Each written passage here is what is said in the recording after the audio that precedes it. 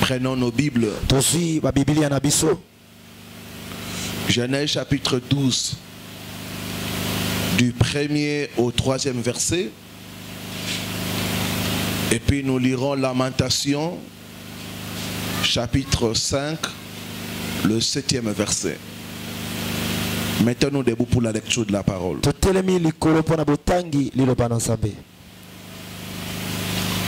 L'Éternel dit à Abraham, va-t'en de ton pays, de ta patrie, de la maison de ton père, dans le pays que je te montrerai.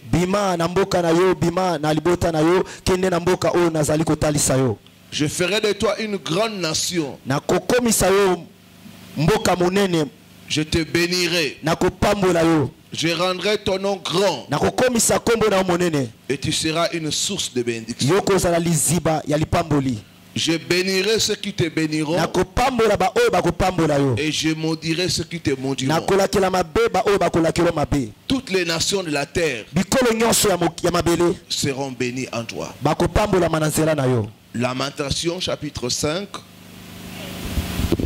le 7e verset. Nos pères ont péché. Ils ne sont plus. C'est nous qui portons la peine de leur iniquité. Que Dieu bénisse sa parole.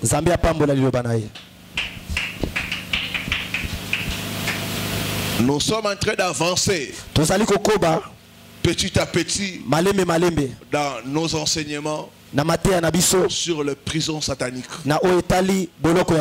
Après avoir vu les signes de l'emprisonnement satanique,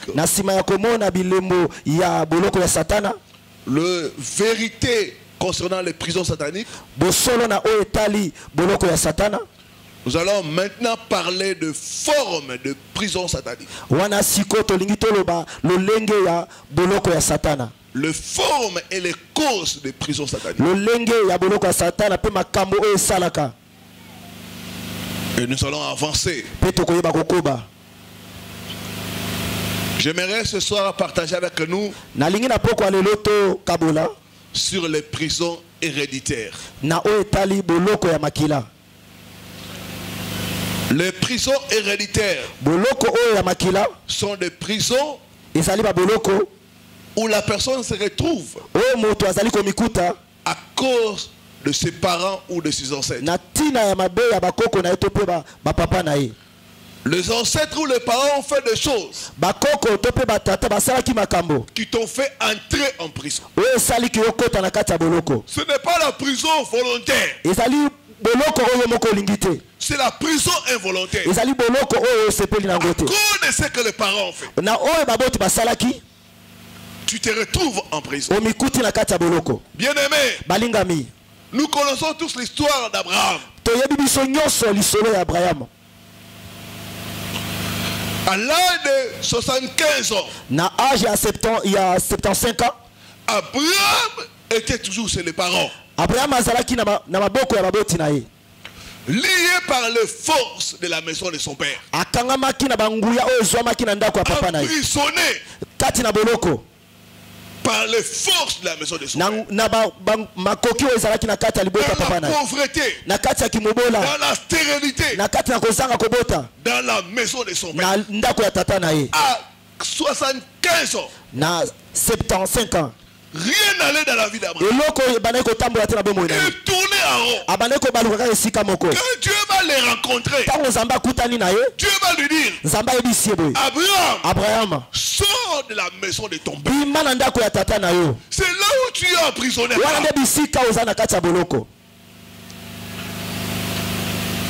Va-t'en dans le pays que je te montrerai. Abraham, tu dois sortir de la prison héréditaire.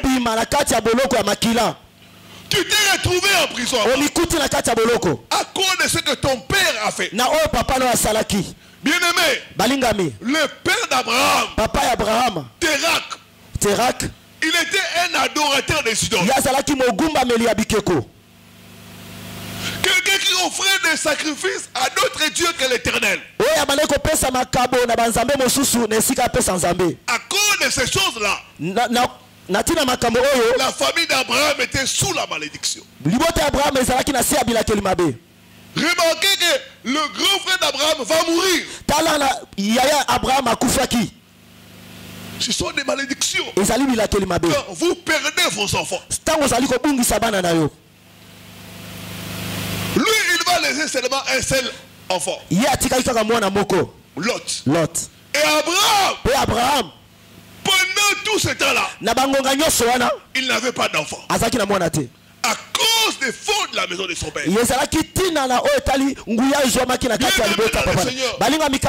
Les produits de vos parents. Vous êtes les produits de vos parents. Vous êtes les produits de vos ancêtres. Ce que vos ancêtres ont fait vous ont affecté d'une manière ou d'une autre. Il y en a qui te réveillent.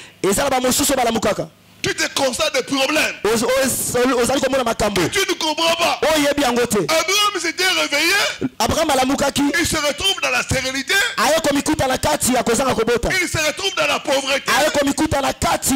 Des choses qu'il n'avait pas invitées. Mais qui sont venus à cause de ce que son père avait fait. La Bible dit ceci. Nos pères ont péché. Ils ne sont plus là. Mais c'est nous qui portons la peine. Nos parents peuvent nous avoir introduits dans certaines prisons spirituelles. Beaucoup de gens, les choses ne marchent pas pour eux. Quand ils regardent d'où ils viennent, ils constatent qu'ils sont nés en prison, ils sont entrés en prison à cause de ce que leurs parents ont fait. Et demain dans les Seigneurs, les prisons héréditaires sont une réalité. Il y en a qui naissent en prison. Imaginez un peu, vous avez les parents qui sont en prison. Vous allez naître dans la prison. Bien aimé, certaines personnes découvrent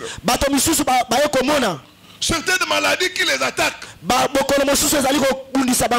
ils regardent comme ça, ça se retrouve dans la famille. Des maladies comme le diabète, cancer. D'autres, vous remarquez, vous êtes attaqué par les esprits de folie. Et vous remarquez que dans la famille, les gens souffrent de cette maladie-là. D'autres remarquent que l'esprit de mort est en train de les combattre. Quand ils regardent dans la famille, il y a des morts prématurées. D'autres remarquent l'instabilité familiale. Dans la famille, c'est tout le monde qui est instable. C'est une prison héréditaire. Vous tous dans la famille, vous avez le même sort. Vous avez le même problème. Dieu dit, j'ai puni l'iniquité des parents sur les enfants.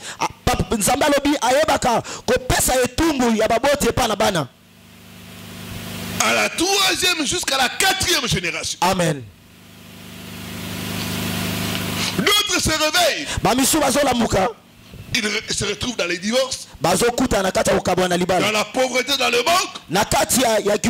Quand ils remarquent, ce n'est pas seulement lui, mais c'est ses frères, ses cousins, sont le même sort, la même situation.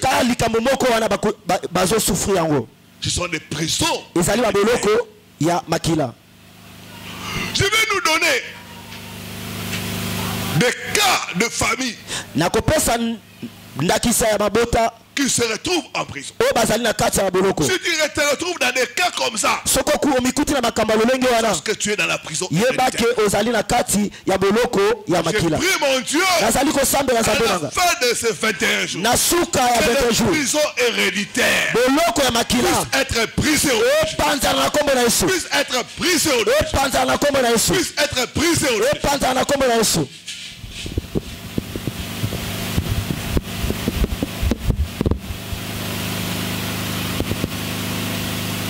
Si vos parents ou vos ancêtres, premier cas, étaient impliqués bakotaki dans l'idolâtrie. Sachez que vous êtes en prison. Quand on parle de l'idolâtrie, on voit la sorcellerie, on voit la divination et on voit l'occultisme. Si vos parents, vos ancêtres ont été des sorciers, ou s'ils ont été dans l'occultisme, dans la magie, noire ou blanche, sachez que vous êtes en prison et que vous avez besoin de la délivrance.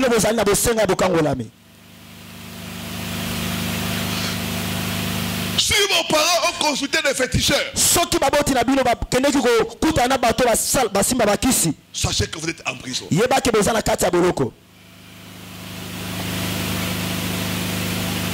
Vous remarquerez que vous aurez des blocages et des attaques étranges. Il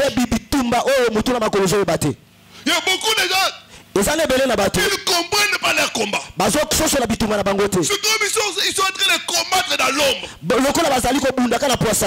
C'est parce que vos parents ont l'adoration des idoles. Ils vous ont livré. Donc si vos parents ont été dans l'occultisme, dans la magie, dans la sorcellerie, vous aurez des problèmes étranges. Des combats que vous ne comprenez pas. Des blocages. J'ai reçu le cas d'une sœur qui ne comprenait pas pourquoi elle n'arrivait pas à prospérer. Elle dit, pasteur, je crains Dieu. Je marche dans la sanctification. Je donne les dîmes. Mais pourquoi je n'arrive pas à prospérer? Quand nous sommes entrés en profondeur, nous avons constaté que son père était dans l'occultisme. Bien aimé dans le Seigneur, si vos parents ont été impliqués dans l'occultisme, vos ancêtres, sachez que vous êtes en prison héréditaire. Vous aurez des problèmes étranges. Les esprits que vos parents ont adorés vont vous attaquer et causer des problèmes divers. Quand il y a des opportunités, vous ne serez pas en mesure de saisir cela. Vous serez omis des bonnes listes. Vous aurez des cas de mort précoce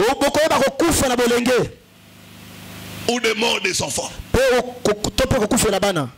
Souvent le fait de perdre les enfants, c'est une malédiction. Et cela peut être dû à ce que les parents, les ancêtres ont fait. J'ai reçu le cas d'une sœur. Elle faisait des pertes de mémoire. Elle priait. À un moment donné, elle avait des visions. Elle prophétisait. Mais ce n'était pas avec l'esprit de Dieu. Et après cet état, il y a eu le retour. Elle devenait des fois folle. Elle ne pouvait rien faire. Quand nous avons commencé l'entretien, j'ai demandé quelle est la vie de ta mère. Elle va m'avouer, ma mère est sorcière. À plusieurs reprises, elle a voulu m'initier. Mais j'ai dit non, moi je vais servir Jésus-Christ. J'ai dit, voilà là où vient tes combats. Ta mère t'a fait entrer dans une prison héréditaire. Le fait que tu dis non, les esprits là ont commencé à t'attaquer. C'est pourquoi beaucoup de gens subissent le célibat, subissent des échecs à répétition, des représailles, la colère des esprits que vos parents ont adorés. Le fait que toi tu dis non à ces esprits, ces esprits-là veulent te frapper, veulent te faire souffrir et bloquer tes choses. J'ai dit qu'il y aura la délivrance. Il y aura la délivrance. Il y aura la délivrance. Amen. Tu dois sortir de cette prison. Tu dois sortir de cette prison. Dis après moi au nom de Jésus. Au nom de Jésus. Je brise toute prison héréditaire que mes parents m'ont fait entrer. Je brise cela au nom de Jésus. Je sors de cela au nom de Jésus. Deuxième cas. Si vos parents ou vos ancêtres ont été dans la polygamie, sachez que vous êtes dans la prison héréditaire. Si vos parents ont eu plusieurs femmes, ou vos ancêtres, vous êtes dans la prison. Quand dans votre famille il y a la polygamie, vous êtes en prison. Qu'est-ce qu'on va constater? On va constater que la personne aura une faiblesse sexuelle.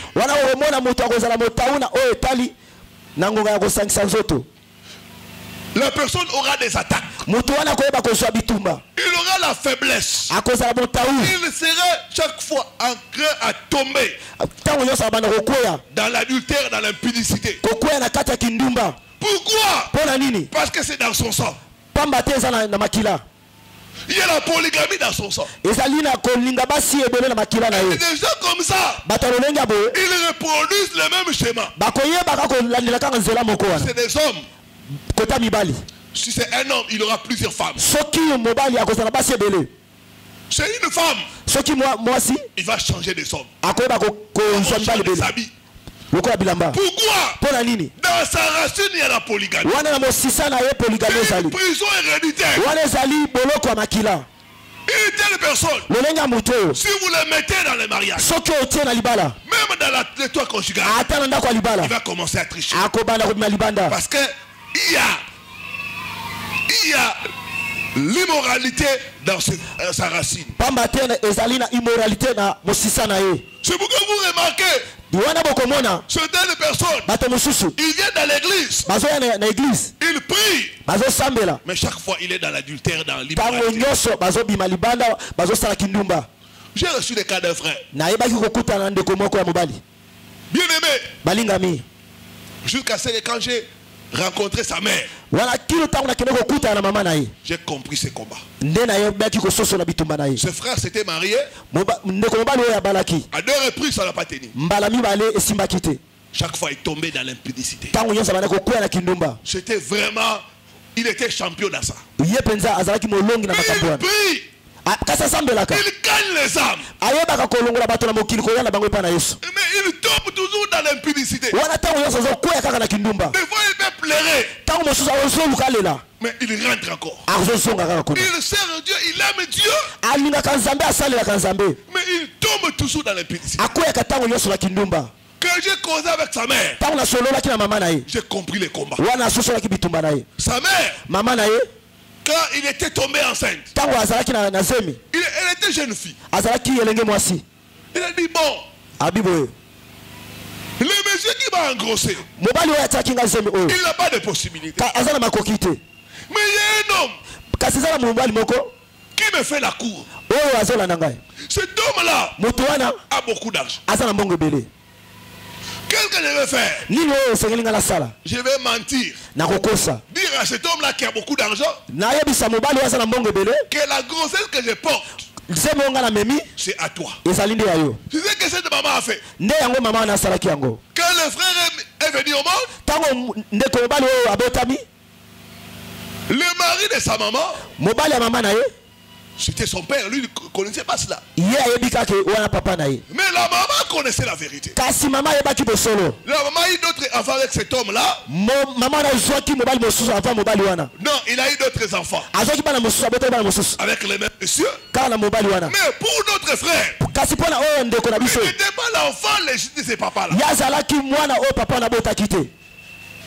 Quand la maman s'est séparée avec ses papas-là, des années passées, il va dire à son enfant la vérité. Mais c'était déjà tard. Ses papas-là avaient élevé l'enfant, il avait même donné son nom. L'enfant, lui, savait que son père, c'est celui-là. À 25 ans, on te dit non, celui-là, ce n'est pas ton père.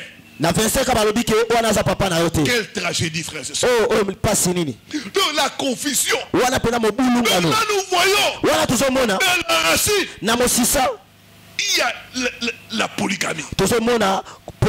Il y a l'immoralité. Donc cette racine-là est entrée dans le frère. Il prie, il s'est converti. Mais il est toujours dans l'immoralité. Des fois, il prend des prostituées. La racine. Bien aimé dans le Seigneur. C'est comme une prison héréditaire. Dis Seigneur, fais-moi sortir de toute prison. Seigneur, fais-moi sortir de toute prison. Fais-moi sortir de toute prison héréditaire. Fais-moi sortir de toute prison héréditaire. C'est pourquoi vous voyez des hommes de Dieu. Ils prêchent bien. Mais il est toujours dans l'impudicité. Pourquoi? C'est dans la racine. Si vos parents étaient polygames, vous devez prier pour briser cela. Prison.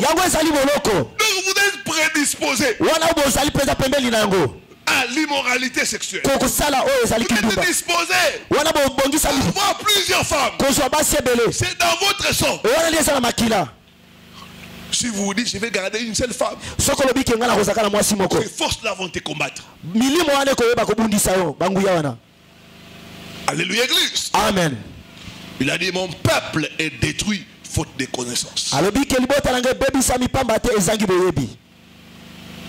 Une telle personne connaîtra l'échec marital. Il y aura la vie des désordres sexuels. Cet homme-là va se conformer, ou cette femme-là, au mauvais modèle. À ce qui est dans sa famille. On va remarquer les divorces. Le cas des célibataires avec enfants. Il y en a beaucoup. Quand on vous entrez en profondeur, vous comprenez qu'ils viennent de familles polygames. Amen, église. Amen.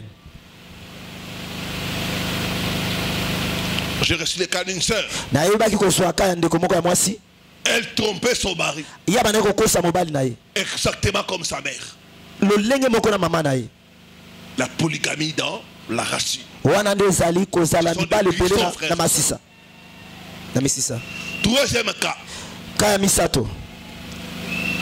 Si vos parents ou ancêtres ont été des féticheurs, des guérisseurs, de marabouts, de voyants, vous avez besoin de la délivrance. Vous êtes déjà en prison. Donc, vous naissez en prison. Vous avez besoin de la délivrance. Une telle personne sera sous les manipulations sataniques. Sa vie sera contrôlée et manipulée par les forces démoniaques. Une telle personne, vos agents de bénédiction ne pourront pas vous localiser. Vont vous ignorer. Une telle personne vivra des blocages divers. Souvent des cas de décès des enfants. J'ai reçu le cas d'un papa. Il venait de l'Angola. Il était venu pour le funérailles de son enfant. Et il m'a suivi. J'étais en train de parler sur les hôtels. Les hôtels que nos parents ont bâtis. En suivant l'enseignement, il va se rappeler beaucoup de choses. Il va venir jusqu'à l'église. Il va partager avec moi. Il m'a dit, pasteur, notre papa était un féticheur. Avant, il faisait les travaux de maçon. Après, il a abandonné cela. Et il a commencé à soigner les gens. À guérir les gens. Et nous avons constaté, quand il a commencé ce travail, nous avons perdu 2 personnes à la famille. Après un certain temps, il va décéder. Quand il est parti, nous tous qui sommes restés, chaque fois nous perdons les enfants. Moi je viens de perdre un enfant de 25 ans. Universitaire. J'ai encore la douleur dans le cœur. J'ai prié, j'aime le Seigneur. Mais regardez ce qui m'arrive. Je lui dis ce que les parents ont fait. Donc ils peuvent t'avoir fait entrer dans des alliances, dans des pactes. Le fait que tu as leur sang, ces esprits vont commencer à te revendiquer, te réclamer. Et là, dans cette famille, il y avait la mort des enfants. Si vous avez des parents féticheurs, des voyants, des mbikoudi, sachez que vous êtes en prison. Vous avez besoin de la délivrance. Si c'est vos ancêtres, vous avez besoin de la délivrance. Ces gens-là ne soignent pas comme ça. Ils ont des pouvoirs sataniques. C'est ces pouvoirs sataniques-là qui leur permettent de voir les choses, de guérir les gens, de donner des solutions, de chasser les esprits. Donc ils travaillent avec le pouvoir de l'ennemi Satan. Et dans ce travail-là, ils sacrifient leurs enfants, leur progéniture. C'est pourquoi nous avons beaucoup de gens sont des enfants sacrifiés. Dis après moi, je refuse cela au nom de Jésus. Je refuse cela au nom de Jésus. Je sors de toute prison. Je sors de toute prison. Que mes parents m'ont introduit. Que mes parents m'ont introduit. Je sors de cela au nom de Jésus. Je sors de cela au nom de Jésus. Je sors de cela au nom de Jésus. Je sors de cela au nom de Jésus. Ce n'est pas pour rien.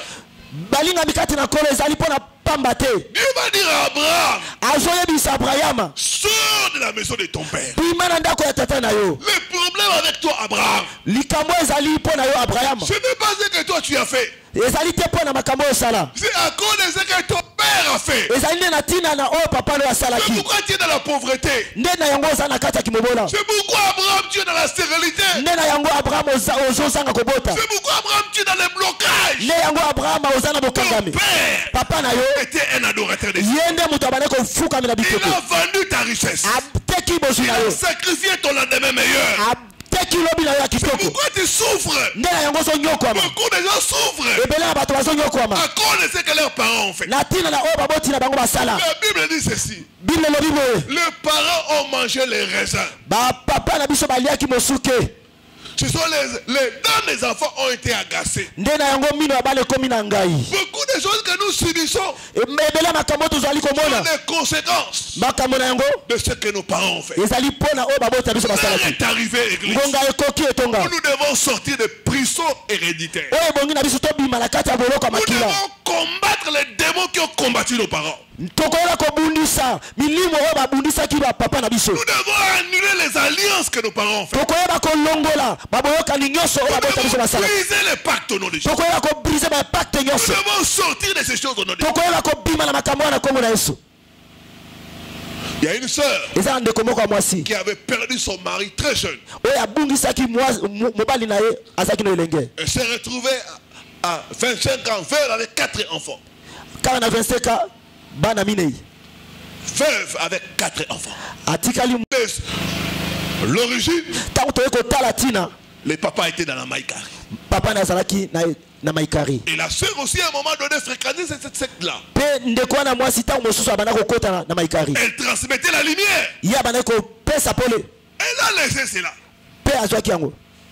Le papa lui a entraîné. Elle est venue à Christ. Mais tard, l'alliance l'a réclamé. Elle s'est retrouvée veuve à 25 ans. 25 ans. Bien aimé, il est temps que nous puissions nous lever dans la prière pour briser les prisons héréditaires. Je prophétise pour une personne. Durant ces 21 jours, sortira de prison héréditaire. Sortira de prison héréditaire. Tu sortiras de ces prisons. Tu sortiras de ces prisons. Au nom de Jésus. Mettons-nous debout pour la prière.